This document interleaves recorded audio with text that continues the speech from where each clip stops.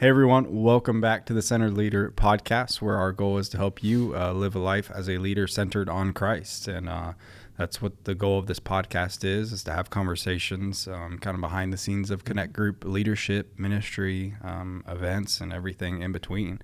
I am joined, if you are listening, I am joined by the Shane Seegers. I don't need a definite article. I feel like that's a bit much, a definite article. I just feel so good, like I'm going to start talking in third person if you keep that up. That's awful. That's right. Shane, so I've gotten a lot of questions recently, and people, they want to know, how long has your hair been gray? My hair went gray right around 30, when I was 30.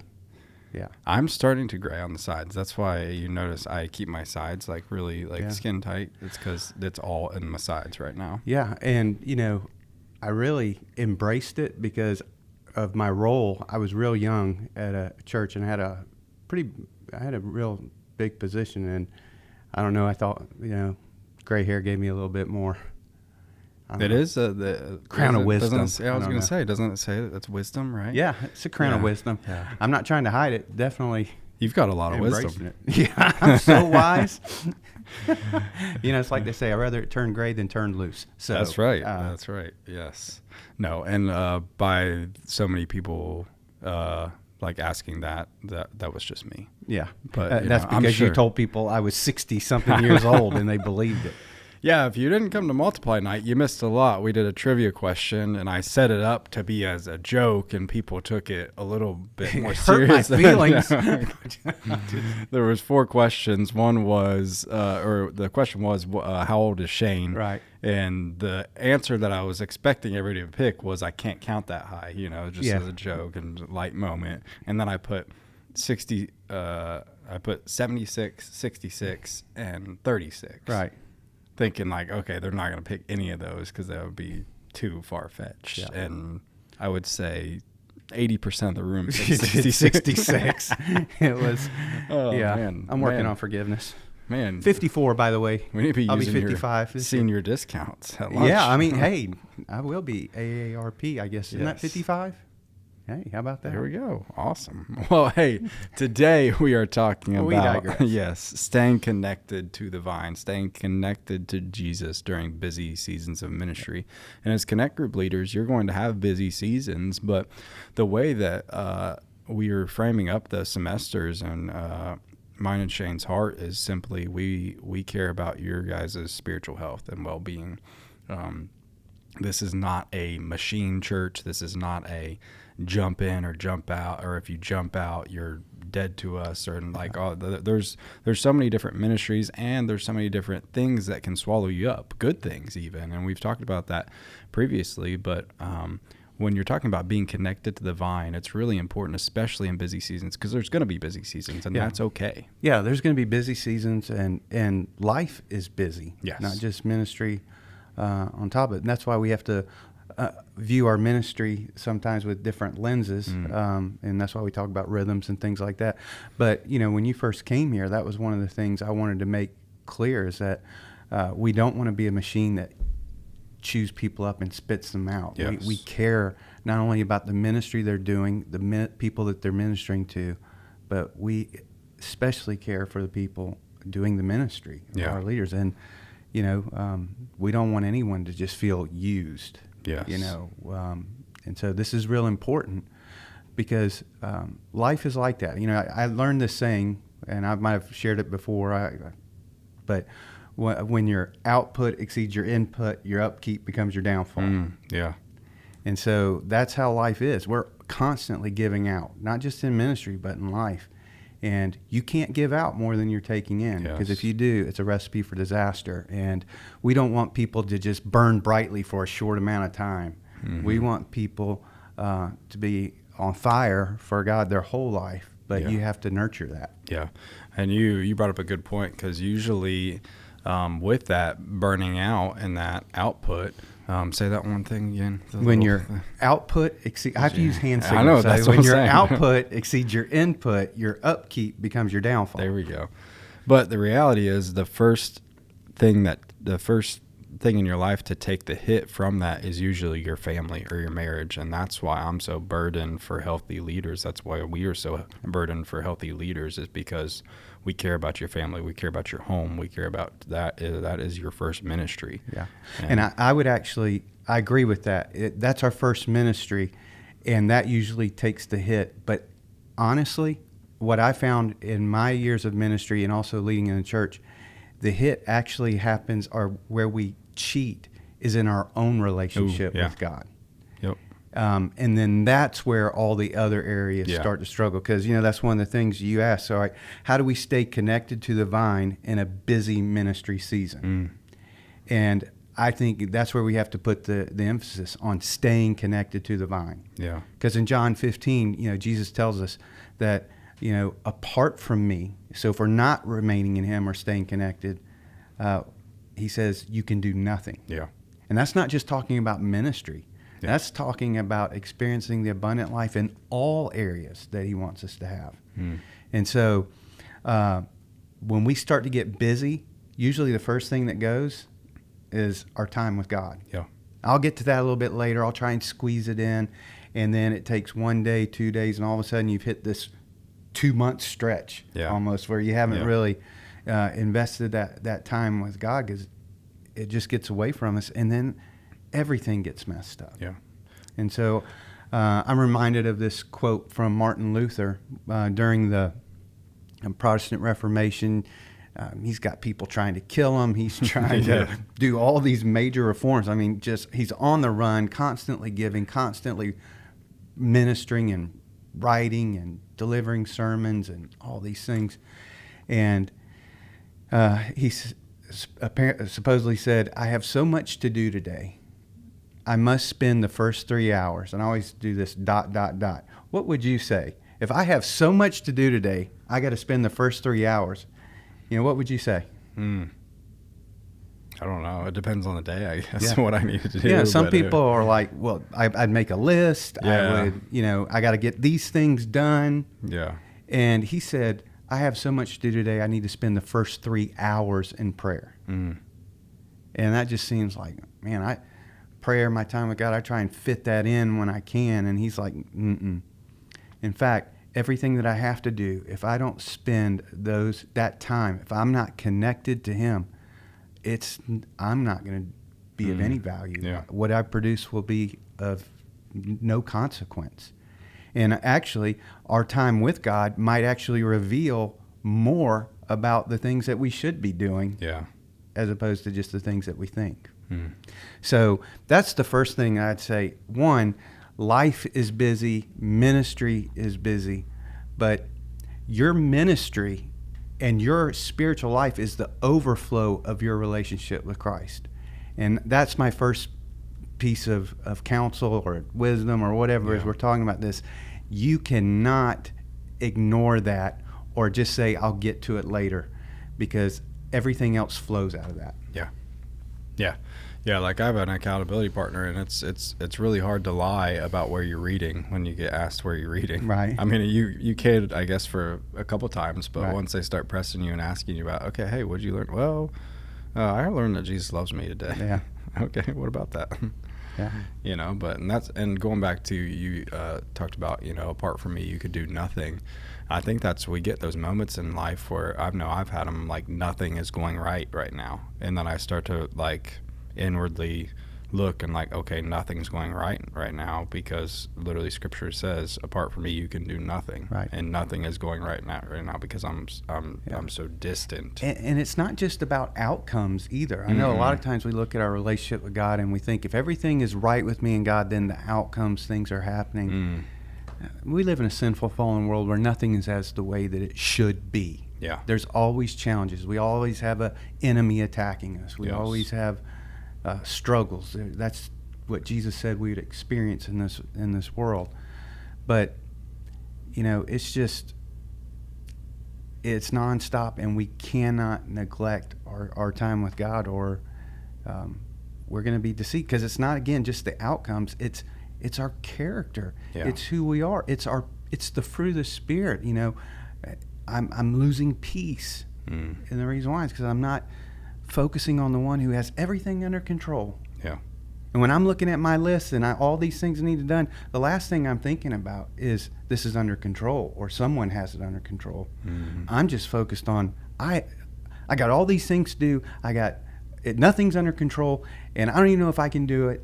And that just creates my worry and all that kind of stuff. And so apart from him, we can do nothing. If we're not staying connected and remaining in him, then it's not just going to be your output that is not going well. And it's going to be also just the state of your heart. Mm, yeah. What's the next one? Well, the next one you asked is, okay, what about abiding in Christ when leadership feels full and fast? And so this is a little bit similar to the thing, but what I wanted to focus on is the full and fast part. Yeah. Not just about life like we did in the first part, but about ministry. And the first thing I would say is we need to do an assessment of what's making it feel full and fast or busy. Yeah. Because there's times where I think it's the ministry that's causing everything to be full and fast, and it's actually not. Yeah. It's about 10 other things that I've said yes to in my life that are, again, taking my time and my energy and just squeezing it or stretching it out to where, I feel overwhelmed. And so that's what I would say. Sometimes, yes, there are busy seasons. Like we're getting ready to come into a busy season here at the church. Yes. Easter. Yeah. I mean, we're going to have the Easter Fest this Sunday after church. And then next week we have Friday night service, Saturday night service, a sunrise service, 3 services on Sunday morning. And that's just what we do. And then all the follow-up. That's right. That's just what we do on the services. That's not all the other ministry that's going on. Yes. And so it's a busy season. Yeah. And so in that sense, you're kind of like a doctor. You're not just sitting in an office working office hours. You got to do the work as it's coming, or like a farmer. When it's time to do the harvest, you got to get out there and bring it in. Yeah. No matter how long it takes. But all that being said, that's the first thing I would do is find out what's causing the busyness, because again, I want to challenge us. I know we care about you. Yes. But here's the struggle that I think people sometimes have in this, is that they get tired, they get busy, and they're like, I need to step away from ministry. Mm-hmm. And again, there are seasons where that's appropriate and necessary, and we want to support that. Yeah. But there's also been times when stepping away from ministry I was using those other things as an excuse to stop. Yes. And I just want to be honest with myself and with y'all. That's a question we need to ask ourselves. Is it just, I'm tired, I don't want to do this anymore, or I'm really busy? What's really going on? Mm-hmm. And asking ourselves that question, because I think about Jesus when he was ministering to the woman at the well. Mm. If you know the story, it's in John chapter 4. Jesus and his disciples are heading to Jerusalem for a festival. Yeah. And so they're needing to get there in a hurry. And the reason why we know need to get there in a hurry is because they are actually walking through Samaria, which is that region between where they were, I think in the north, heading down to the south to Jerusalem. And they were walking through Samaria, or it's the other way. I can't remember which way they're going. But they're having to get through Samaria, and that's the region that Jewish people would actually walk around. Yeah. And so, but we know the shortest distance between 2 points is a straight line, and so that's what he was doing. They had to get there quick. They were going shortest distance, and they were also traveling in the middle of the day. Yeah, hottest part of the day, which is when most people don't go or don't travel. And so Jesus is on this journey with disciples, and he's like worn out. He is tired. He is exhausted. And he's like, I can't go any further. I need to stop. I need to rest here. The disciples are like, well, we'll go into town and get you some food, because he's like, I'm spent. I'm done. Yeah. So they all go in to get the food, and of course, while they're going into town, the woman from the well comes out and has this incredible interaction with Jesus, which is a whole nother awesome thing. But then she goes back to the town afterwards to go tell everybody, hey, this is the Messiah. And again, the disciples are coming back with the food. And they find Jesus there after he's had this incredible conversation with this woman, and he's getting up, and they say, well, here's your food. And he goes, I don't have time to eat. And they're like, what do you mean you don't have time to eat? Like, you couldn't do anything. Yeah, we had to go get the food for you. Now we have it, and you can't eat it. And he says, my food is to do the will of the Father who sent me. He said, look around you. The fields are ripe with harvest. Because what was happening is all the townspeople now were coming out, and there was more ministry to be done. Yeah. And that really spoke to me, because there's times where I'm so tired, I'm like, I can't do ministry. Yeah. But what Jesus showed us is that actually sometimes when we feel most tired, staying plugged in, staying involved in ministry is actually what reinvigorates us. Yes. It's what feeds our heart and soul. And so... Why do you think it is that people, like, quote unquote, burn out or something? And I think burnout's a real thing. Yeah. But I think it's when we I think it's pressure that we're carrying the wrong weight. That's why I said Yes. sometimes we need to find out what's causing the busyness. I think when we step into the things that we know Jesus is calling us to do, I believe Scripture is clear that He's faithful to provide the strength and everything, even if you don't feel it. Yes. Yeah. He's faithful to provide what we need to accomplish what we do. Sometimes, though, we're taking on things that He's never really called us to do. Yeah. And we're now working out of our own strength. It's hard. And that's limited. And that's hard to acknowledge, because that takes a hit at your pride, takes a hit at your passion. And it's like, okay, this is my passion, but is it what God wants me to be passionate about right now? Yeah. I've gotten wrecked by that multiple times. Yeah. And again, that's not saying that everything you have to do, we're not asking you to become a monk and to quit work and do all this stuff. I'm just saying there are times that we add another activity at our kids' school, or take on another responsibility. Yeah. And because we're afraid to say no, or whatever. And again, every time you say no to something, it allows you to say yes to the most important things. Yes. And so I think that's really important. Yeah. I was just talking to one of our leaders this morning, and they're getting ready. He's getting ready to get married, and he was talking about that. He's like, we've got to sit down and evaluate our priorities, and evaluate how many times we want to be at home each night, of the week, and how much we want to, and because their hearts are both for serving and service. Yeah. They have big hearts, but it's just about evaluating priorities and saying, hey, we're going to guard this time, we're going to guard this time, and this is how we're going to function. And I think people often, they drift, or they don't have that conversation, maybe even as a family, or and then that's where it starts going sideways, because you feel like you have to keep on piling on, and that pressure, once again, I don't think it's coming from ministry per se. I think it's really the pressure that we put upon ourselves. Yeah. And I think it's important. It's an eternal perspective. Yes. Because when we're doing ministry, we're investing in the things that are eternal. We're investing in the souls of people. We're investing in God's Word and what He's called us to do.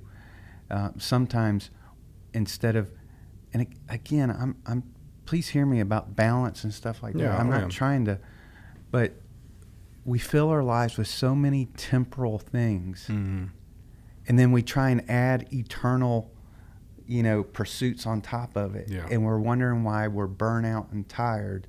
But just like I said in the first question, usually the first thing that goes when we get busy is our time with God. Yes. And it should be the exact opposite. I think that's the big challenge. I mean, yes, are there things that we need to say no to and things we need to pull away from? We'll talk about that next, yes. But too often we just say, I'm so busy, I'm so tired, I need to step away from ministry for a while. And usually that's not the best answer. Yeah. Because what I have found, even when I wasn't working full-time, ministry gives us life. Yes. Now, it's tiring. Jesus was exhausted after doing ministry. Yeah. But we shouldn't cut out those things so that we can try and feel like we're not tired anymore. Yeah, because that's really, it comes down to perspective and like, what's the alternative? Like, and once again, I think there is a season for breaks, and we celebrate breaks, and that's why we added breaks into our Connect groups, because people didn't want to take breaks, and I kept saying, look, you're using those muscles. You need to take time to take a break. That's why we add them in there, and we're so adamant about saying, no, we're not going to do this 52 weeks out of the year. You need to take breaks to rest. And some of you groups right now that are refusing to take breaks, it's either break or burnout. You choose. No, I'm just kidding. There's some different groups that have different cycles that they're able to do that. But majority of your groups, if you're meeting in a home, if you're hosting every week, you need to take a break. Not only for the health of your group, but more so even for the health of you. Right. It's not about you being weak. It's not about you not being strong enough, whatever. You just need that time with your family and time to reset and refocus on so Christ. That you can do the things that are eternal, and also the things that you value in the rest of your life. Yeah. Which that then brings us to that third point that you asked me about. What are the practical rhythms for spiritual health for us? And so I would really talk about them in two ways. The first way is for you personally, as a leader, you have to take care of yourself. Again, that if your output is exceeding your input, you're in trouble. Yeah. So we need to make time for that input. That's what keeps us healthy. And those are in three things. Daily. You need to make time daily with God. I mean, if I don't eat daily, then my body runs out of energy. Yeah. If we're not feeding our soul and our spirit and sitting in His presence, we're in trouble. Because apart from Him, you can do nothing. So just like Martin Luther said, the first 3 hours, I need to spend in prayer so I can do these other things. When you get busy, don't make the decision to say, well, I'll put this off till later because I'll get to it. Because what happens, you never get to it. So I want to challenge you daily, prioritize your time with God. Yes. I try and do it the first thing in my day. Yeah. But if you can't do it first thing in your day, then what I want you to do is actually schedule it like an appointment. Yeah. Schedule it whenever you can, but make sure it's on your schedule and you keep that appointment. Yeah. Not being legalistic, not trying to do anything. It's just, what else? What are we going to minister out of if we're sacrificing? Yeah. So that's the first thing for staying healthy, is developing that daily rhythm. Yeah. The second rhythm that I would want to encourage you is weekly. Yeah. Now you guys come to worship weekly and stuff, and I'm not just talking about events like a weekly program service to go to. I'm talking about what the Sabbath is, and not getting legalistic like it has to be this day, but God gave us a Sabbath because He knew we were finite beings and we needed rest. Yes. And I want to challenge you, find one day a week that you rest. Now, that does not mean, what do you think rest means? And it looks different in different seasons for people. Yeah. It looks different for people, for parents of toddlers. Yes.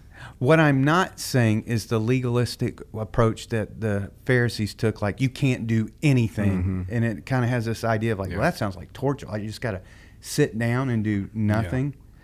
No, rest, find things that energize you and allow you to rest. Yeah, you might take naps. You might go play golf or find the activity that energizes you and things like that. But try and get away from your phone. Try and get away something that disengages your mind and heart and allows it to think on spiritual things, and allows it to, because there's so much that we think like physical world. It's like, what will disengage your brain and your heart and your mind from this world to really focus on God. And I find that and for me, that's Friday. Yeah. That's when I do my rest. Yeah. Because I work on Sunday. Yeah. It is not a restful day for me on Sunday. Yeah. So this is what I do. I want to encourage you to do that. Find one day where you say, again, we're not telling you can't do anything, but invest it specifically in things that are going to re-energize you, charge you, and keep your mind off of this idea that you have to produce something. Yeah. Yeah, and I think that's what's so hard in today's culture is it's all performance-based, and it's all go, go, go, go. You got to do this, checklist, do this. And it's like we're not built for that. Right. And I think that's what leads a lot to the burnout. It's not the action or the activity. It's the weight of the results that we're trying to produce. We carry that, and that weighs us down. And once you actually start, like if you're having those thoughts too as a leader, start talking those out with somebody, a spouse, a friend, a mentor.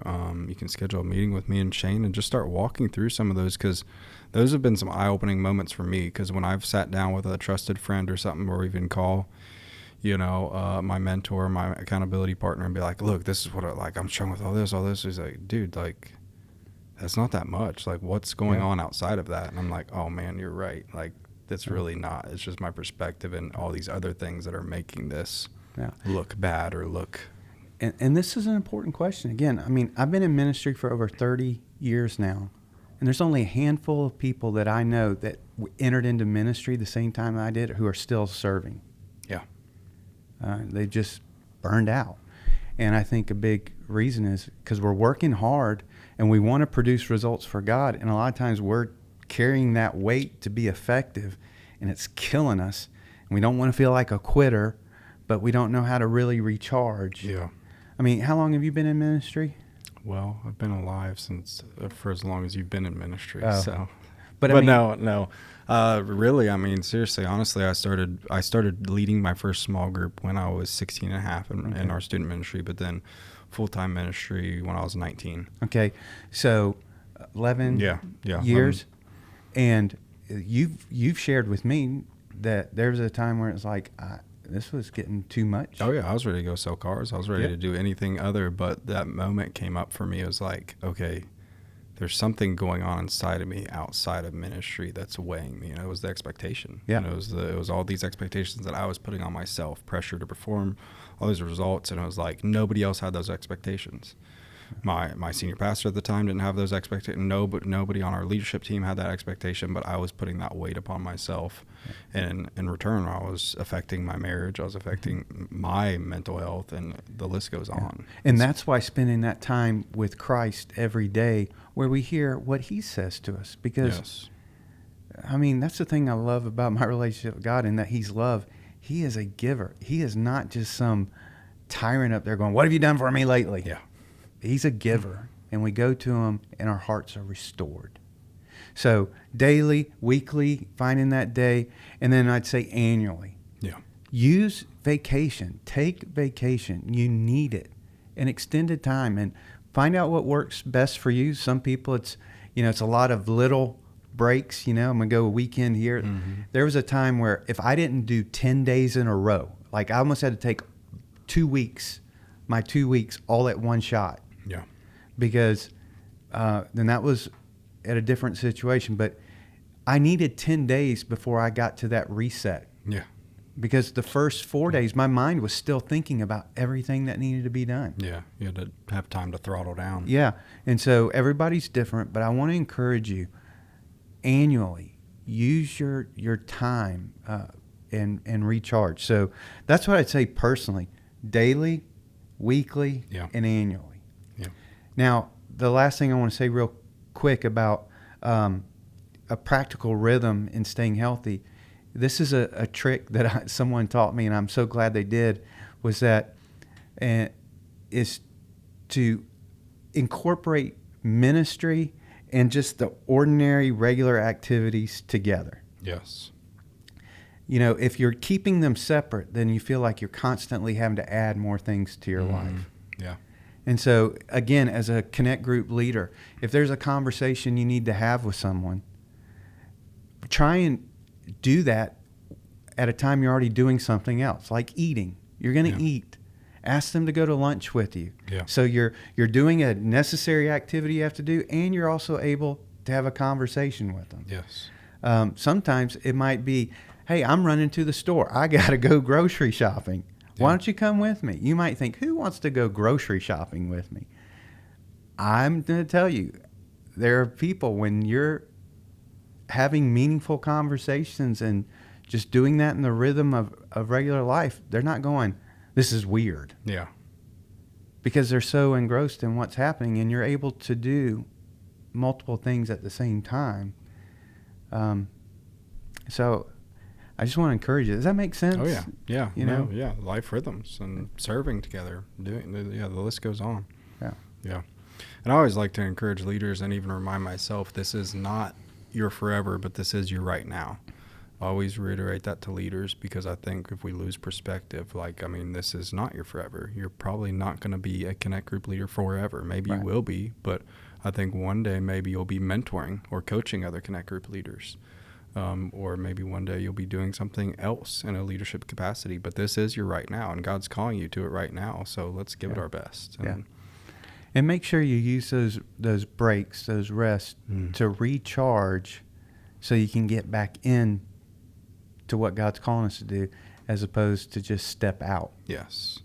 Yeah. And don't feel guilty, because even this past summer, I almost felt guilty because all of our group members were like, when are we meeting again? I miss meeting. It's no, we're doing this on purpose, because there's countless times where I was like, oh yeah, just come over this week or whatever. But do a cookout, have something, but don't feel so structured or so rigid, and don't feel guilty for taking a break and spending time with the Lord. Yeah. Awesome. Anything else? No. Awesome. Well, thank you for your time today, Shane, and thank you for your wisdom. Lots of wisdom. Yeah. lots of wisdom. You know how you get wisdom? Bad choices. Bad choices. Hey, I don't know what that says about me. Fail forward. Right? That's right. Failing forward, always learning. All right. Well, hey, if you would share this with another leader, if you find it helpful, let us know if there's anything we can pray for you about, or if anything that you need from us. We are always available to you. And thank you for your leadership, and we will see you on the next one.